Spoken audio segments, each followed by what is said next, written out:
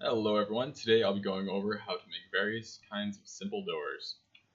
For example, we will have the portcullis style raising door, have a simple rotating door, a split door which also rotates, and your basic rotating fireplace for secret room door.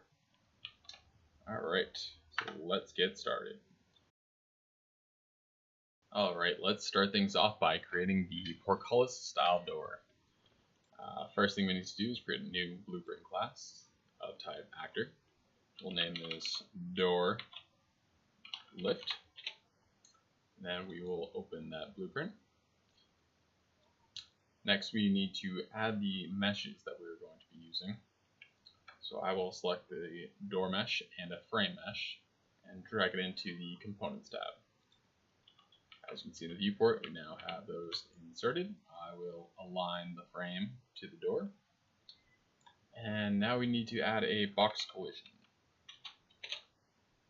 Box collision will serve to open the door when the player overlaps with it. So we just need to scale it up a bit. Alright, that's set. And now we can move into the script.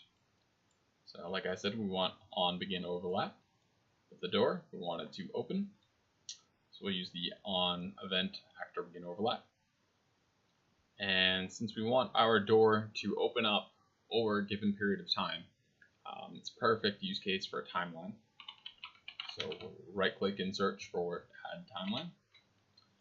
And we will, on begin overlap, we'll play the timeline. Now to open the timeline, you double click, add a new float track, and we need to add 2 keys to this curve. To do that, you shift click twice, select the first key, and put its time to 0, and its value to 0. And for the second key, we want its value to be 1, and we'll open our door, let's say, over 2 seconds. And we want the length of this curve to be 2 seconds as well. Or you could also use last keyframe, which would just use last keyframe as the ending for the timeline. And now you can see we have a 0 to 1 curve over 2 seconds. Back to the event graph. Now we need to get the door that we want to be affecting. So I got my door origin corner, and we want to affect its location. So we want to set relative location, and we connect that to the update pin. Now we need some values to plug into the new rotation. We're going to control that via a lerp.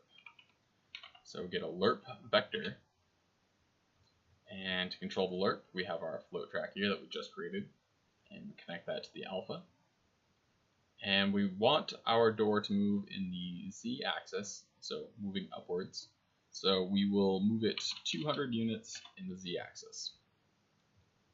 And now we compile and save, and drag it into your level, and hit play so you can test. So begin overlap, and it moves up perfect. Awesome. Move right through it. Alright, now there's one little thing I'd like to add. We want it to close after a given amount of time of the player not being there. So we will end overlap, event actor end overlap, and we'll say we don't want immediately to end overlap, or rather to close, but we want to close once the player is definitely through. So we'll use a delay, and we'll connect that to the reverse. So let's say after 2 seconds of the character not overlapping the door will close. So let's compile again and test it again. Still opens just fine. If we move away, 1, 2, begins closing. And it's not quite working right. I think I know why that is. It's probably still overlapping something else. So let's specify what we want it to overlap with.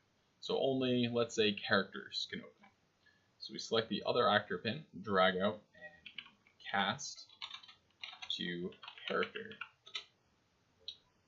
And we'll connect that in. We'll do the same thing on the end overlap.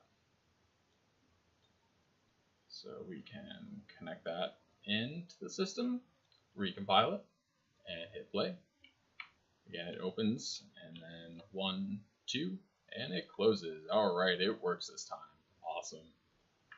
And that is the simple portcullis door. Next, we will move on to a rotating door. Alright, for the rotating door, it's basically the same thing as the lifting door.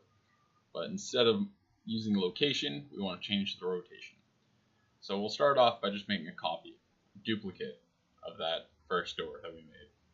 This one we'll just change the name to door rot, or rotator. And we will open that up. And you'll see we still have this. In this case, we just delete the lerp vector and the set relative location. And we will do something very similar and just search for rotation. And we will set relative rotation. And then on update, same as before. And this time we'll use a lerp rotator. Again, plug in the alpha. And in this case, we will rotate it on the z-axis 90 degrees. And that's all the changes you need to make that one. Drag that into our level and we'll play.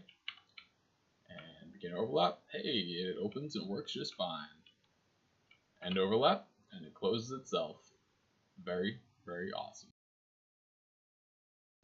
Alright, the split door is much like the regular rotating door, except it's going to be 2 meshes instead of 1 for the door piece.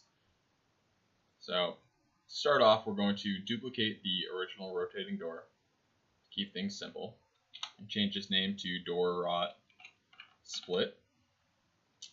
Going to open up that blueprint, and first thing we're going to do is delete the old mesh. We could just change it, but it's easier to just delete it for our sake of simplicity. We're going to drag in our new mesh, and we're going to duplicate it. In our viewport, we will align one side of it, align it into the frame. The other one, since we want to mirror the first, we need it to be -1 in the X. That way it mirrors the other half of the door, and it looks good. Alright, now on to the script. For the script, we are basically just doing a rotating door twice. So we'll copy the set relative rotation node, connect it in, and since the doors are mirrored, we need one to move in the positive Z rotation, and we'll have one move in the negative Z rotation. So we'll take this return value, and we will search for scale rotator integer, and we will scale it by a -1. And connect that up. Now we drag in our 2 meshes, and we connect each one into the target node, or target pin rather. And we compile, and let's place this one in our level and test her out. And move up to it, they both come out and open up for us. Awesome, works perfect. For our last case was the rotating secret room door, and this is a really, really simple thing to do. Basically, we're just using a door with a different origin point.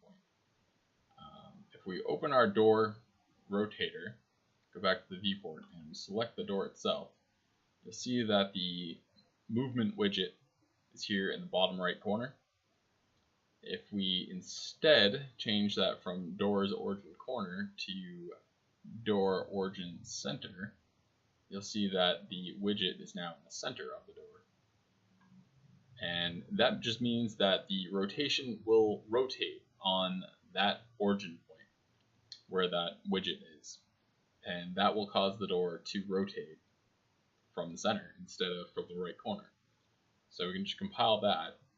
We'll go back into the level and go to where the door is, and this time you'll see it moves on the center. And that's all there is, the secret fireplace style Indiana Jones door.